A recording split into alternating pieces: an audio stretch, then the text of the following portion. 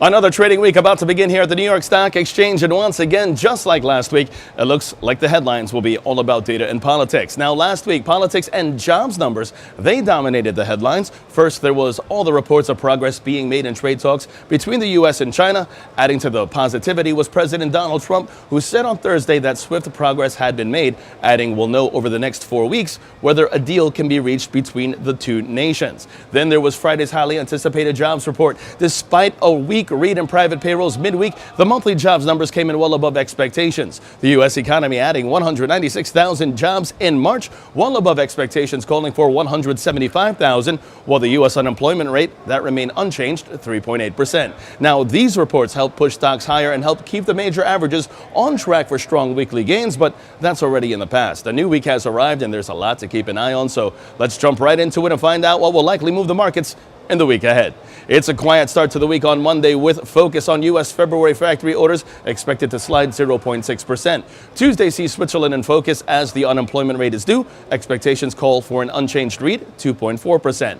Wednesday kicks off in the Eurozone with the ECB interest rate decision on tap. Expectations call for the rate to remain unchanged, 0%. Meanwhile, speaking of the Eurozone, Wednesday also sees the European Council meeting in Brussels to discuss Brexit as the deadline approaches. Meanwhile, in the U.S., not only do we see consumer prices, but the FOMC minutes are due out as well. Now, Thursday begins in China, and March consumer prices scheduled for release. Expectations call for the read to rise 2.3%, while German consumer prices await, and so do U.S. weekly jobless claims figures. And then there's Friday, April 12th, also known as Brexit deadline day. This day marks the deadline for the United Kingdom to pass a deal to leave the European Union, as the 2-year period from invoking Article 50 that expires. Now, last Friday, Prime Minister Theresa May back in the headlines as she ended the week by making a formal request in a letter to Donald Tusk, the president of the European Council, for a postponement of the departure. Now, this marks the second time Prime Minister Theresa May asked the European Union to delay Britain's departure from the bloc,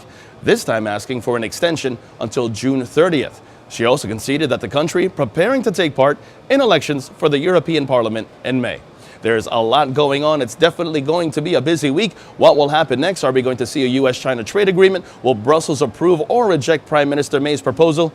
I guess we'll just have to keep our eyes on the headlines to find out. And until next week, live from the New York Stock Exchange, I'm James Sweeney, reporting for ICF.